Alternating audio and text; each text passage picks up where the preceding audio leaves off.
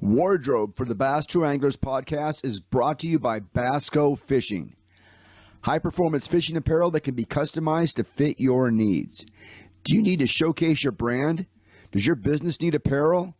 Do you need a tournament jersey? Visit their website at www.bascofishing.com.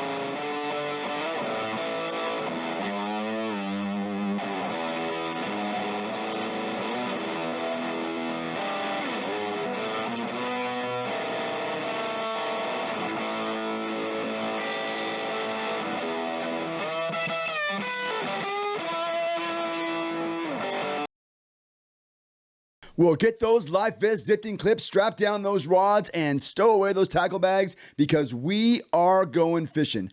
Hello, everybody. Welcome back to the Bass True Anglers podcast. I'm your host, Keith Nicewonger, and I hope this episode finds you with 5 for 25 in your live well. But you better not be shoving weights down the throats of those 12-inch bass. It's too soon, right? Sorry. I told myself I wasn't going to say that, but lots of podcast hosts are still talking about the walleye cheating thing, so just don't go stuffing any weights down any fish's mouth. All right. Special thanks to our partners who make this podcast possible. Basco Fishing is the official wardrobe sponsor of the Bass True Anglers podcast. Today, I am wearing the Solar Orange SPF 30 hooded sun shirt. Be sure to check out all the colors and all the styles by going to bascofishing.com. Of course, you know we are the Western representatives for Ducket Fishing, pro-driven rods, reels, and baits. Ducket Fishing, you know these guys, the strongest pro staff in all professional tournament fishing. It is the same pros that put their ingenuity into the products, the pro-driven rods, reels, and baits that Ducket produces. Ducket's building a Western presence, and if you haven't seen it yet, you soon will. New independent dealers are popping up all the time. Find out about the Ducket lineup of pro-driven rods, reels, and baits by going to their website, ducketfishing.com. Today, we are going to check in with BASS Elite Series Pro Matty Wong. Matty, of course, just off his first season on the Elite Series. We wanted to find out what he thought about the whole thing. But first, if you like the content we produce, please hit the subscribe button, like this video, and share it with a friend, enemy.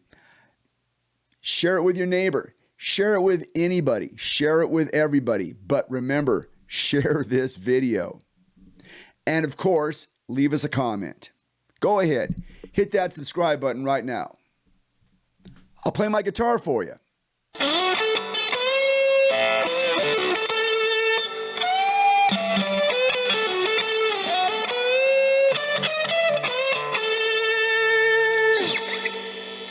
Did you hit the subscribe button yet? Come on now, hit the subscribe button. We are building our viewership, and your follow means a lot to us. So again, hit the subscribe button make a comment, good or bad.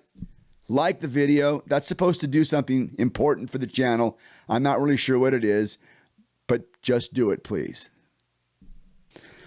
Okay, our guest just finished his first season on the BASS Elite Series, a season that also saw him fish the Bassmaster Classic in March of this year.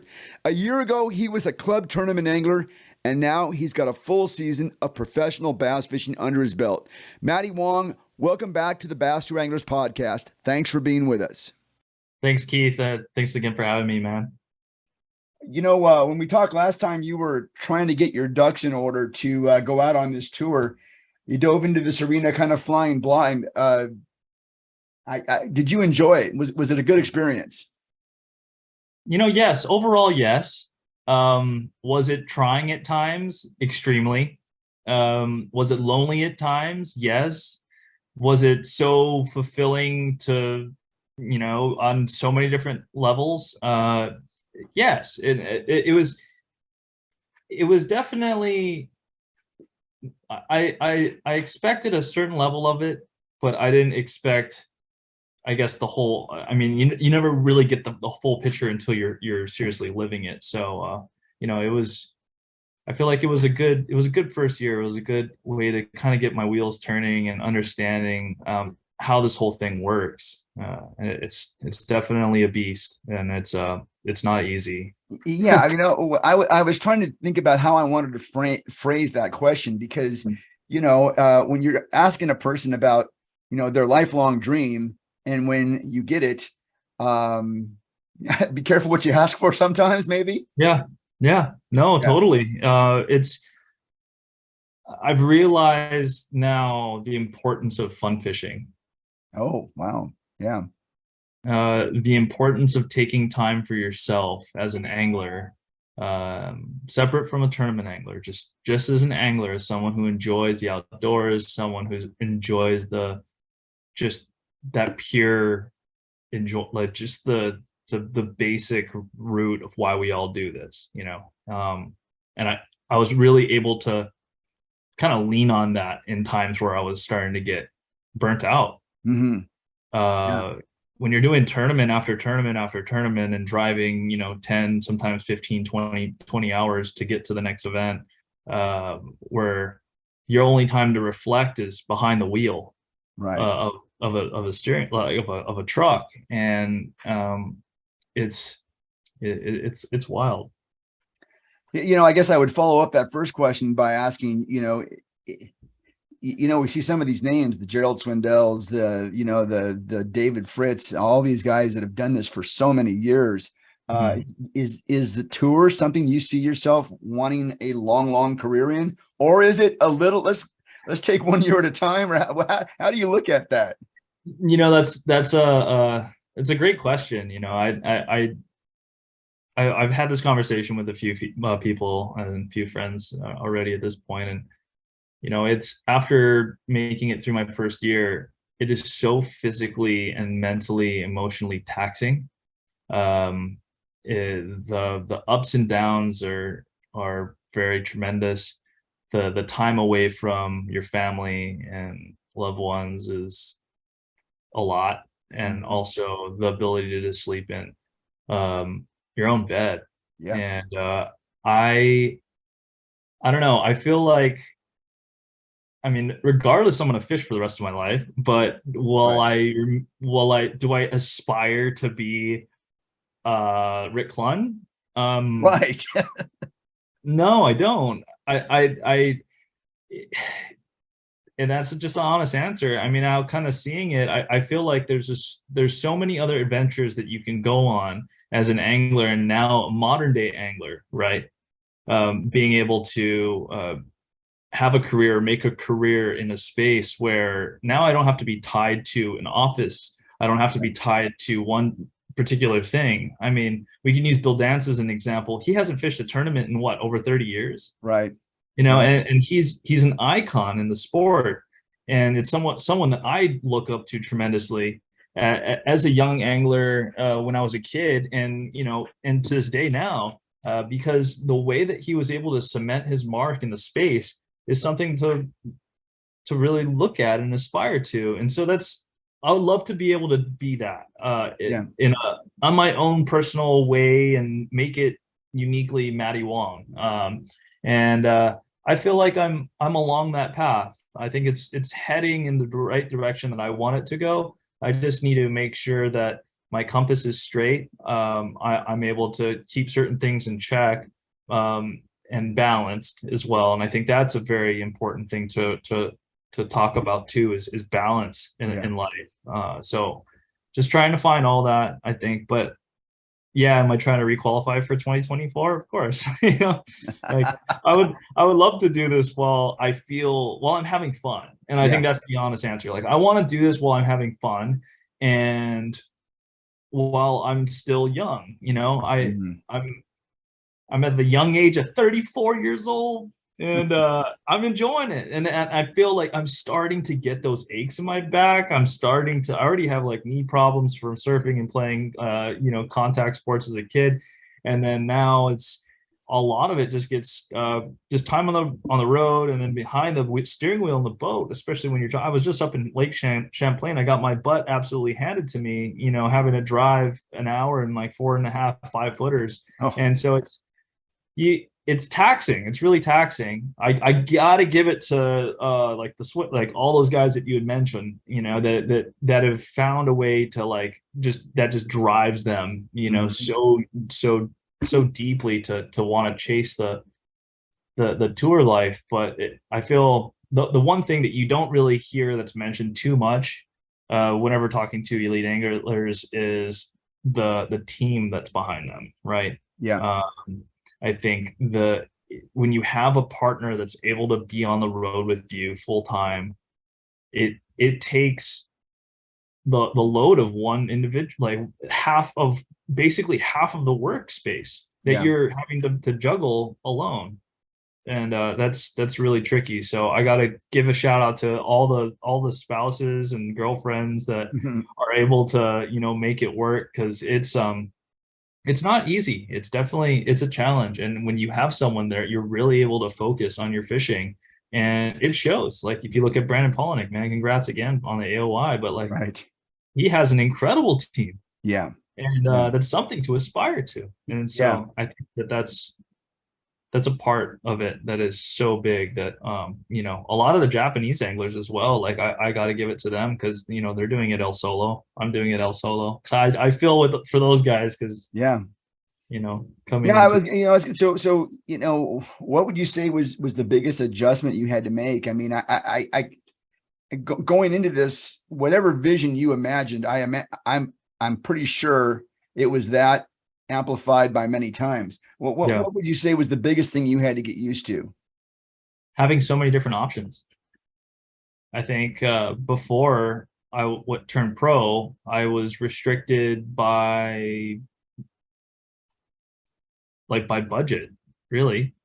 I didn't have, I mean, I had a designated rod for a lot of different techniques, don't get me wrong, but I've never had so much different types of equipment now at my disposal, Hmm. whether it's tackle or if it's rods or, new techniques.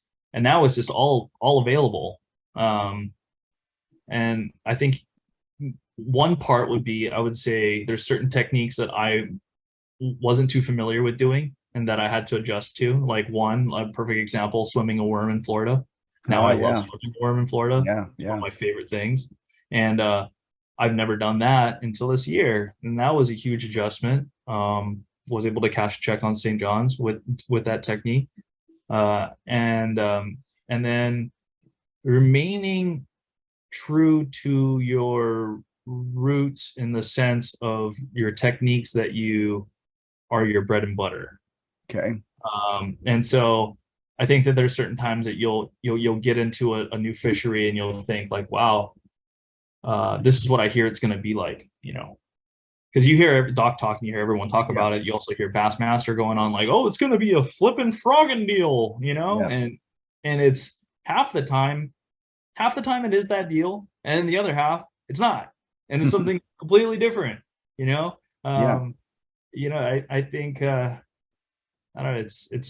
It's being able to make adjustments and fish conditions, um, but more so uh, trusting yourself in your own intuition.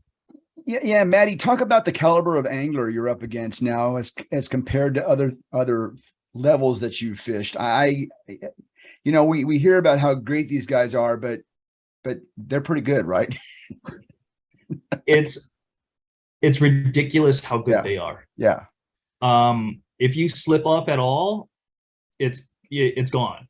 Right. It's capitalized in nano fractions of a second.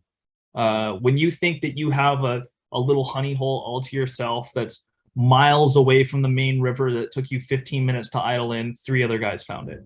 Yeah. When you think that you've found one stump that's in the middle of a 400-yard field that has like one little tiny patch of grass and 5 4-pounders sitting on it, 5 other guys found it.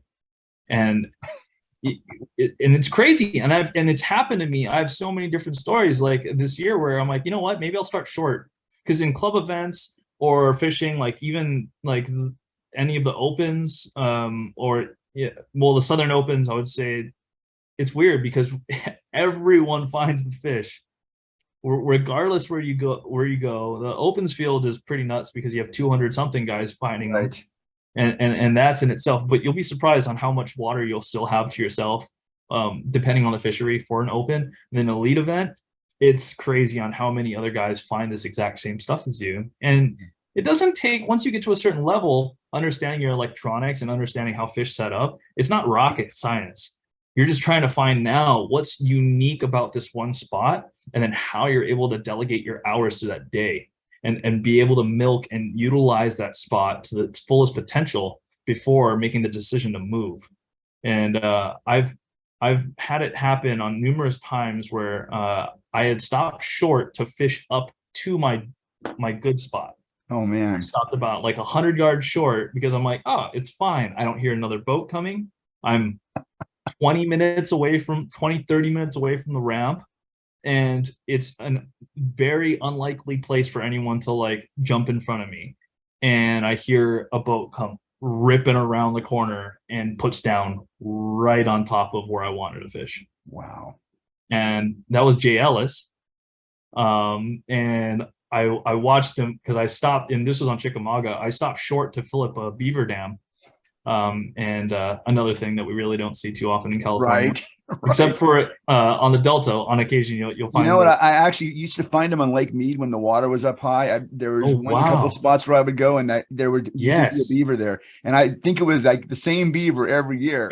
That's a pattern, you know. I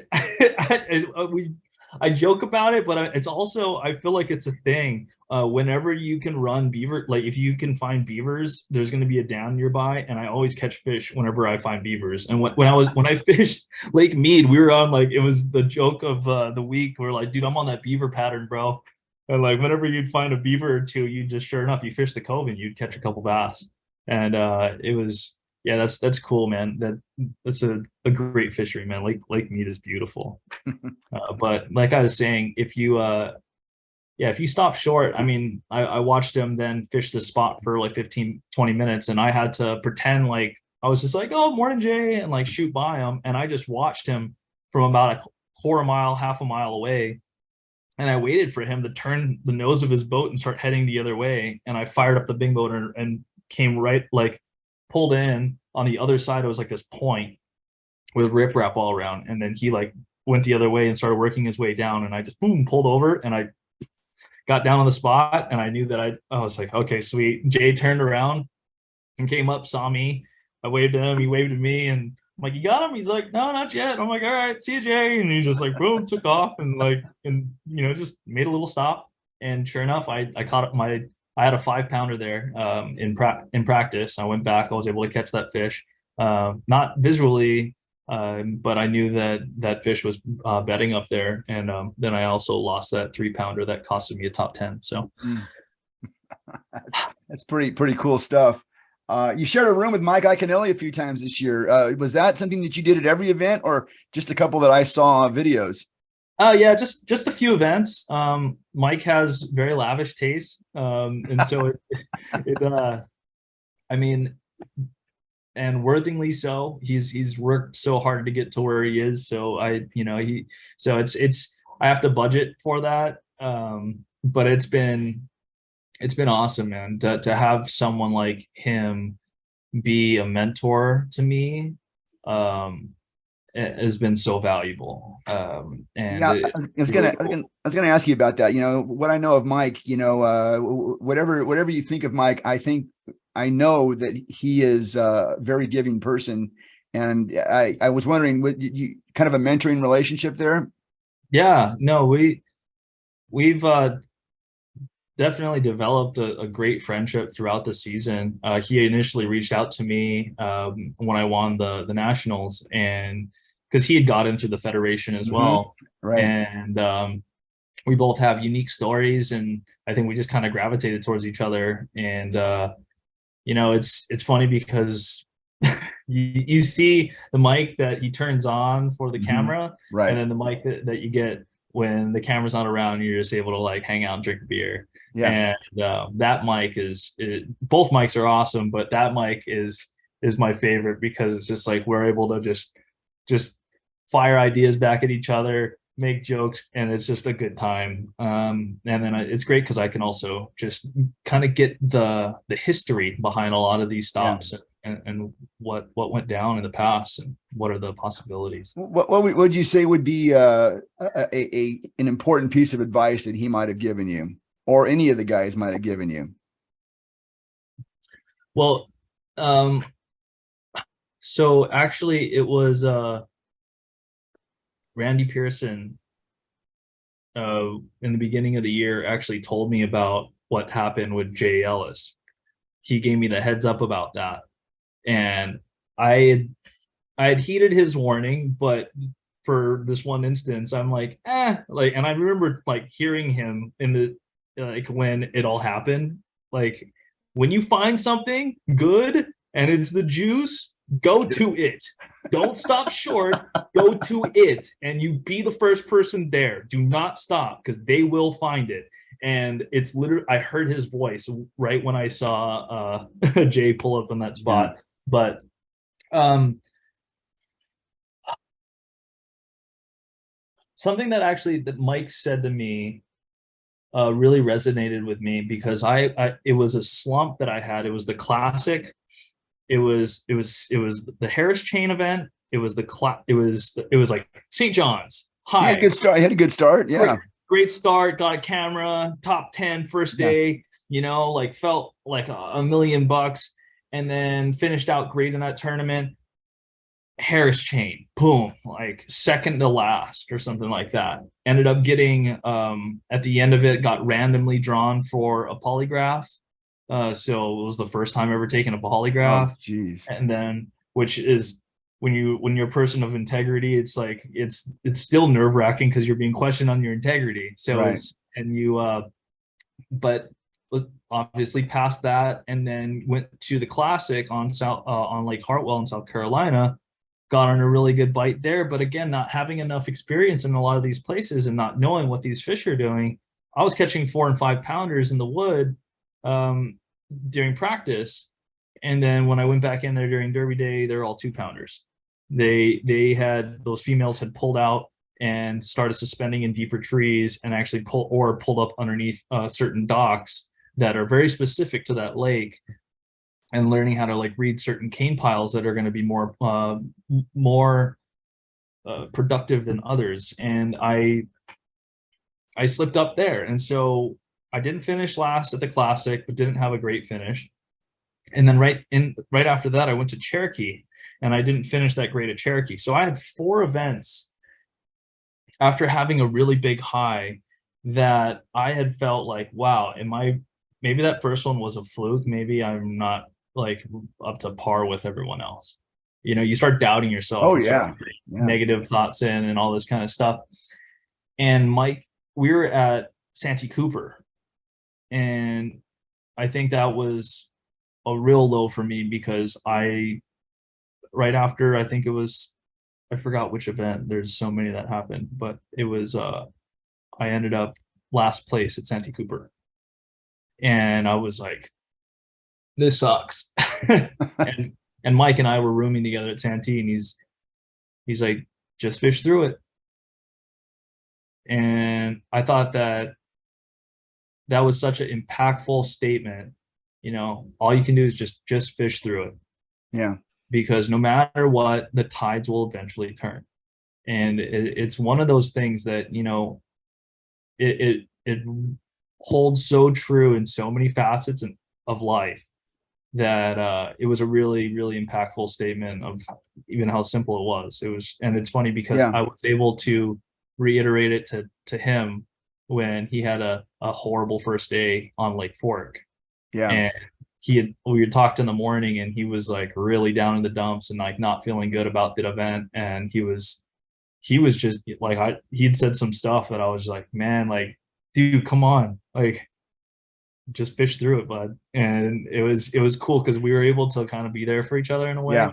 Yeah. Um, but yeah, that was really good. And then, I mean, that was impactful for me, I should say. And then Yeah. I mean, Brandon also said something to me, Brandon Polnick, which was really really awesome. And he had watched me go through a series of unfortunate events on Lake Oahe in South Dakota, which I'm actually currently editing for my Capture Fish YouTube Yeah. account. And it's going to be a good episode because I think people are going to kind of see like more of what goes down. But Right. he had told me when I was in the service yard, he's like, own your failures and you'll own your successes. And that was also a good one, because I was like, you know what, you're right. Like, there's going to be times where you're going to fail, and there's a lesson to be learned about it. And if you take ownership of that failure and be responsible about what you had to learn in that moment, or even about like how you dealt with it as a person, as an individual, as a man, how are you bettering yourself there? And when you do end up getting it, when you do end up cashing a check, or you do end up taking home that trophy, you know you've earned it. And be proud of that moment, and don't let anyone take that away from you.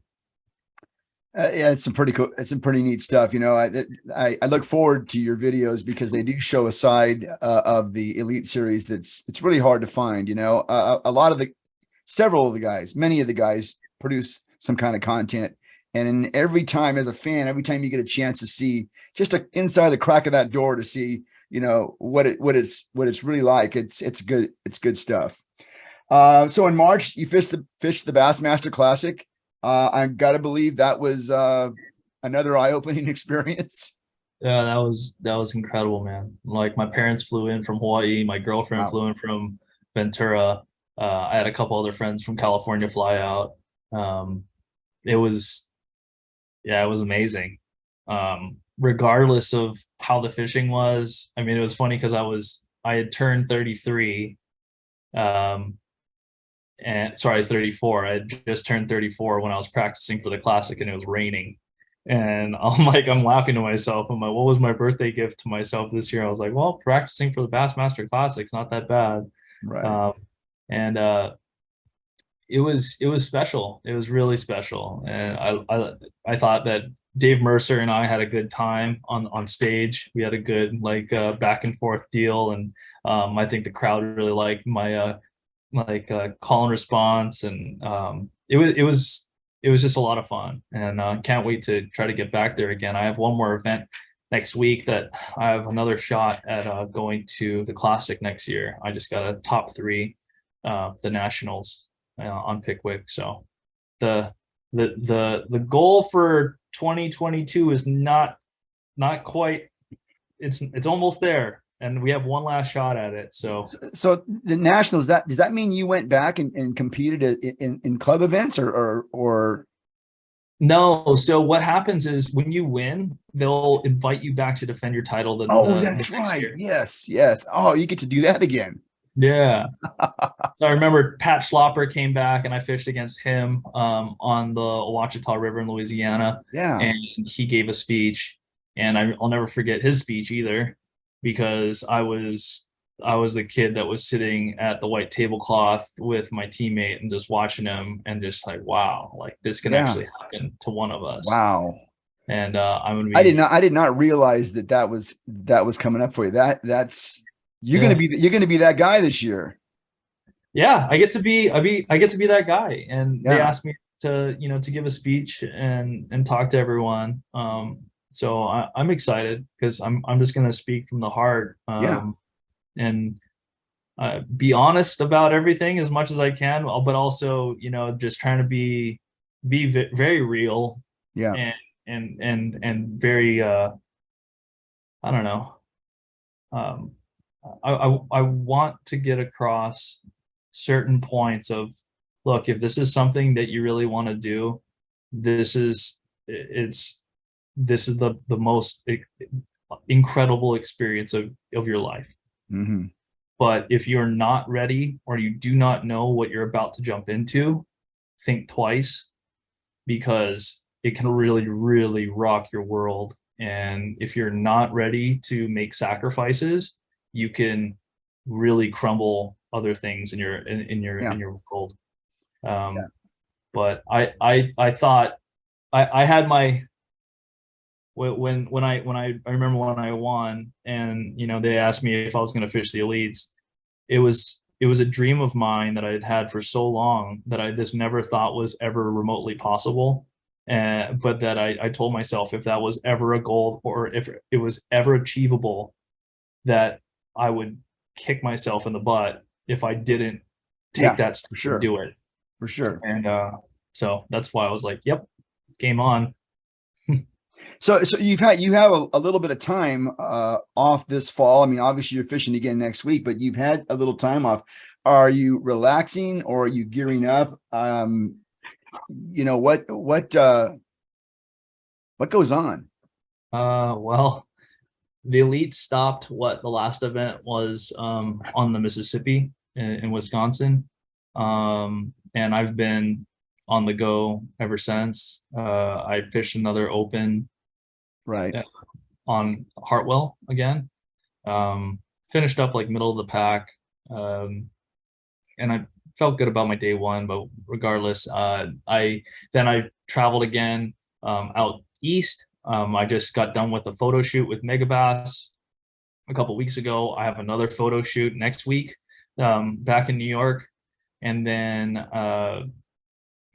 yeah, and then I got to go drive to Pickwick, fish the Pickwick event, and then from there trailer to Texas, where there I'll be returning the Ranger, and yeah, and so that's the moment that I'm going to fly back to Oahu and enjoy my time off with Okay. my family, and that will be, I think, the middle of November. But it's been a So while so since. so you have this Ranger that you got to use for this year. Does that mean you have another boat for next year, or you need to get another boat for next year? What's that about? Yeah, so when you win, they only give you the boat for the year. And so it's up to you whether or not you make the right decisions or have the right opportunities to put yourself in a new boat. And I have been so grateful and so humbled that I was able to get offers from basically every boat manufacturer, and I ended up uh, making an agreement with Triton and Nice. Bass Pro Shop. So I you're the first person to actually Nice. to know. So Breaking news. yeah, so I think it was something that I expressed my it's interesting because Ranger and Triton, they're all under the same White River Hmm. Marine Group.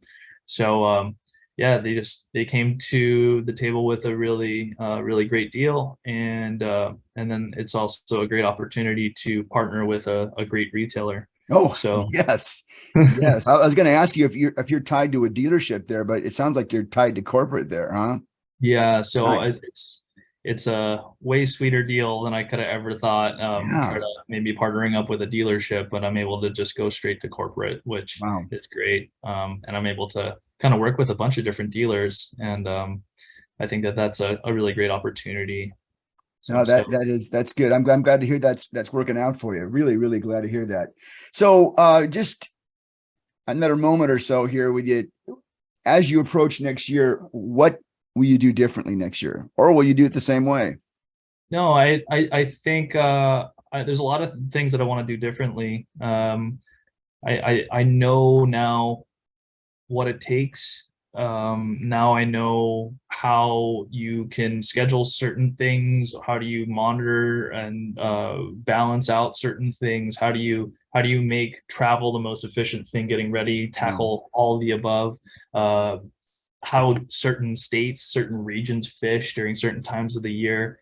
Uh, and I'm really trying to do diligence in getting on the bodies of water before the off limits period, just to run around and get to know the lake. I've been able to hit Lake Murray and Champlain this year, and I told myself it doesn't make sense for me to go back home to Oahu and just hang out for the rest of the year when I can stay out here and get practice time on these lakes, finish an open, go down, do the nationals, and try to like get as much of this knowledge and understanding. And because when you're able to go and idle out on a lake for the first time and run 20, 30, 40 miles, you really get an understanding on how a lake sets up. And it was great taking a look at Murray. I think Murray is going to set up great. I really like how that looks. I'm stoked for Murray. I think I'm going to do well at Murray. And then Champlain is another one. I'm really excited for this season, and I want to win a blue trophy, man. And I think I can. I really do. There's a couple times where that I felt like it was definitely achievable, and it's incredible as a rookie to be able to say that. Yeah. I know I wasn't able to get a top 10 finish, but there was a couple times where things were really close that would have put me in a position where I could have not really gone for it. Well, Matty, thanks a lot for being with us tonight. I know it's kind of late there where you are, but really appreciate it. I know that folks out there are interested in your story, and good luck to you, and we'll be in touch. Sweet, man. Thank you, Keith. It's always good fun talking with you, man. I love the energy, and I love the questions. I really think that it's great that you put a lot of thought into it, and absolutely. I always enjoy hanging out with you. So thanks again for having me. All right, Matty, take care, and we'll talk to you soon. All right, sounds good. You too. Take care. All right. Bye-bye. The Matty Wong story is so unique. Guys and gals like you and me, we imagine what it would be like to go out and fish a professional tour at that level. Matty's done it. He's been there and he's done that. And, I think in many ways, sometimes it can be a be careful what you wish for kind of thing. It clearly was not easy for Matty this year on tour. But again, from behind the microphone, from the easy chair, so to speak, from sitting in front of my computer watching these guys, it seems like a glamorous lifestyle. But when you start putting those 12-hour driving days back to back to back, and all the other requirements that you need to do in order to survive on this tour, the logistics, putting, where are you going to sleep? Where are you going to eat? It's a massive, massive undertaking, and really, really neat to hear Matty's perspective on the whole thing. Well, that's going to do it for this week, folks. Thanks for being with us again. Please hit the subscribe button. Did I say that yet? Of course I did. Until next time, keep both hands on the wheel, keep those life vests zipped and clipped, stay safe, and we will talk to you again very soon.